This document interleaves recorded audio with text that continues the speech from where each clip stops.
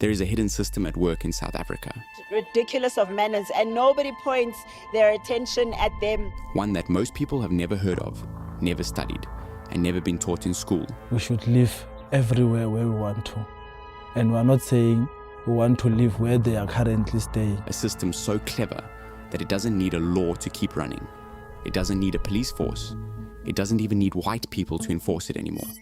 All it needs is a broke black man, a desperate foreign black man, and a corrupt government that knows exactly how to keep them fighting each other. And right now, that system is working perfectly. Because here's the thing that nobody wants to say out loud. South Africa doesn't have an illegal immigration problem. What South Africa has is an Afrophobia problem. And the difference between the two is the difference between fixing the country and destroying it.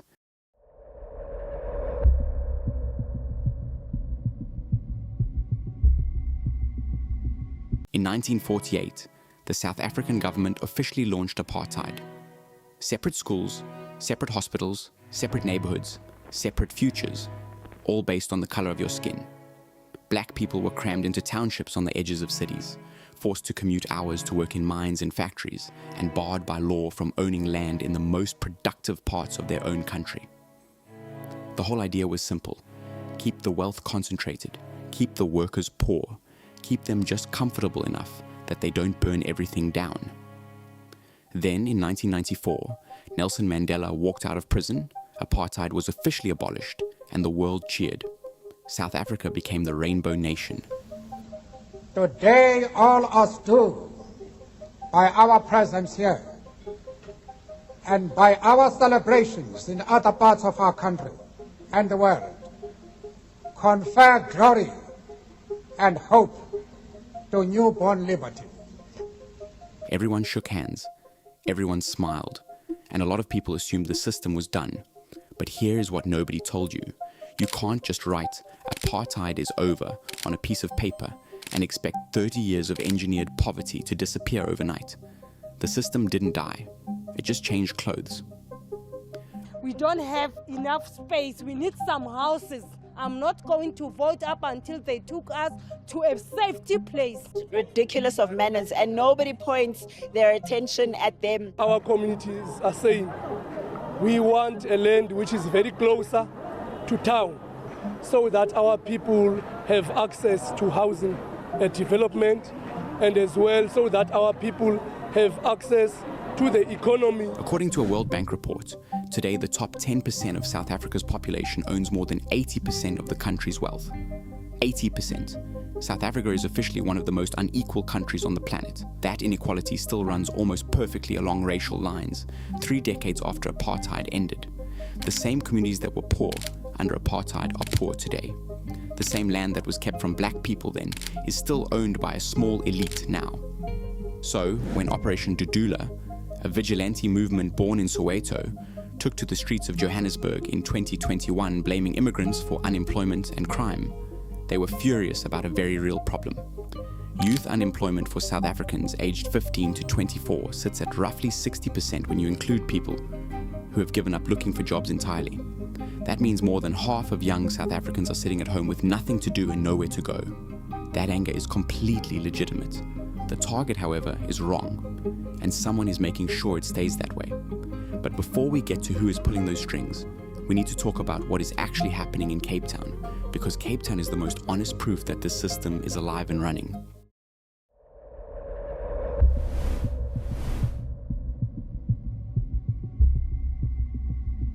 Cape Town is one of the most beautiful cities on earth.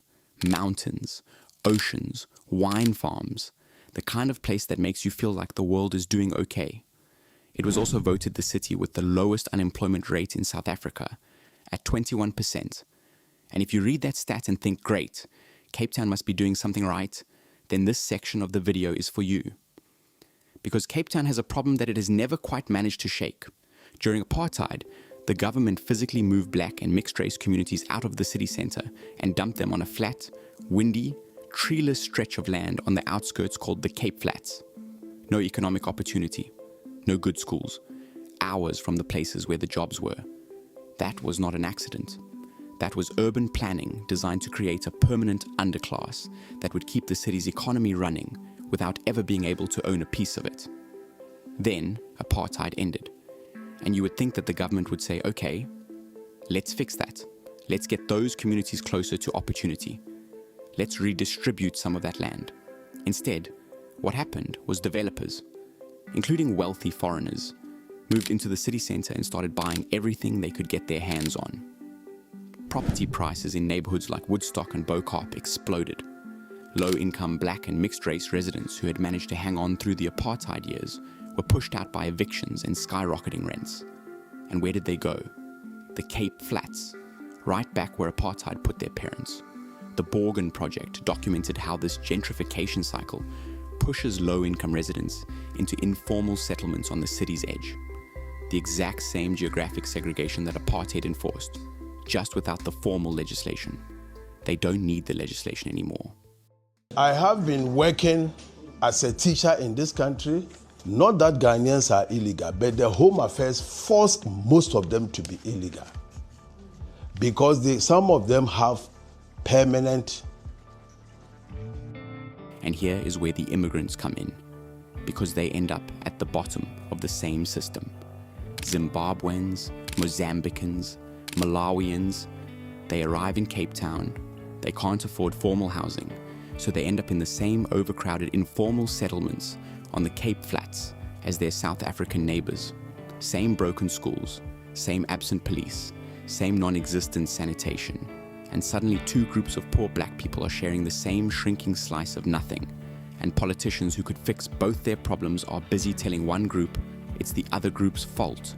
That would lead to something even more disturbing that we will get to in a moment. But first, let's talk about the money, because somebody looted the budget that was supposed to fix all of this.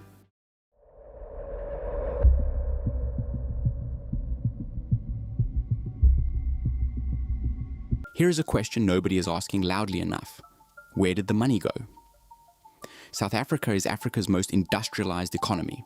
It has gold, it has diamonds, it has some of the most sophisticated financial infrastructure on the continent. So why, 30 years into democracy, does it have 60% youth unemployment and a crumbling public healthcare system? The answer has a name: state capture. Between 2009 and 2018, former President Jacob Zuma and a family of wealthy immigrants, the Gupta brothers, originally from India, who arrived in South Africa in 1993, allegedly ran one of the most sophisticated corruption networks the continent has ever seen. The South African government's own estimate is that state capture cost the country up to 250 billion rand.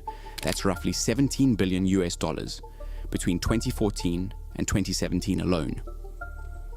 The Zondo Commission, which spent over 400 days investigating the scheme with more than 300 witnesses, found evidence that the Guptas had essentially bought access to the South African government.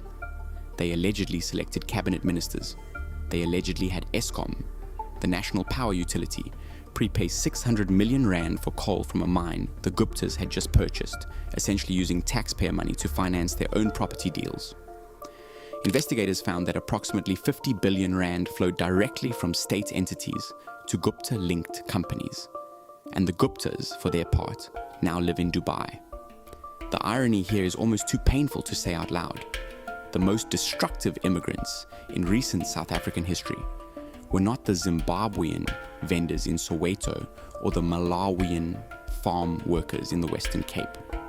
They were billionaire businessmen who moved to South Africa legally, made friends with the president, and allegedly walked out with enough money to fund the country's entire education system for years. But Operation Dudula was not marching outside the Gupta compound in Saxonwold. They were raiding Sparsha shops in Diepsloot. This would lead to something even more disturbing, because the state that was supposed to prosecute the real looters was the same state that had its institutions systematically gutted to protect them.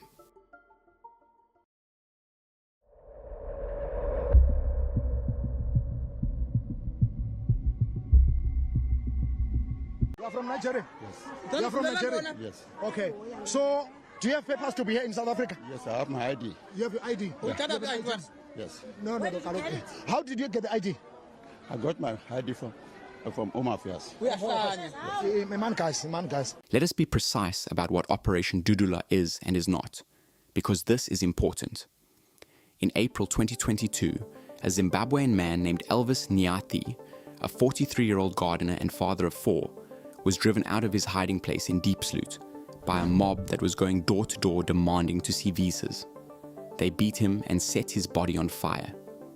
Nyathi was killed in Diepsloot, Johannesburg in early April. The accused in the matter face charges of murder, attempted murder, kidnapping and robbery with aggravating circumstances. They also face charges of assault with intent to do grievous bodily harm and extortion.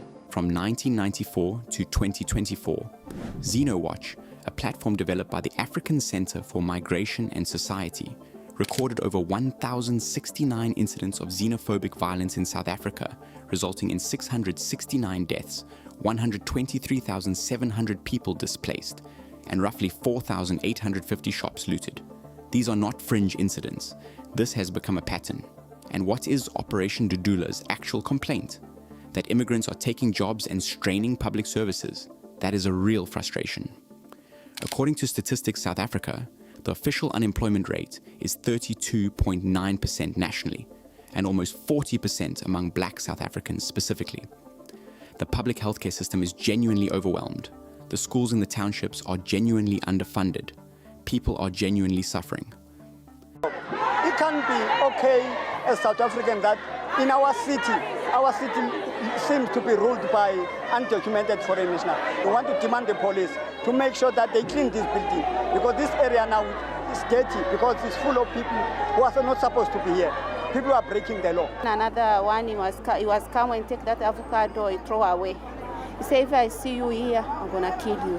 You must go back to your country. But here's what the OECD and the International Labour Organization actually found when they studied immigration and the South African economy.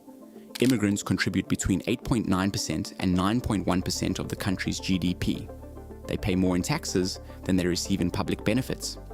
And a World Bank study found that immigrants, because they are more likely to start small businesses, actually increase employment and incomes for local South Africans in the short term, particularly in the informal sector.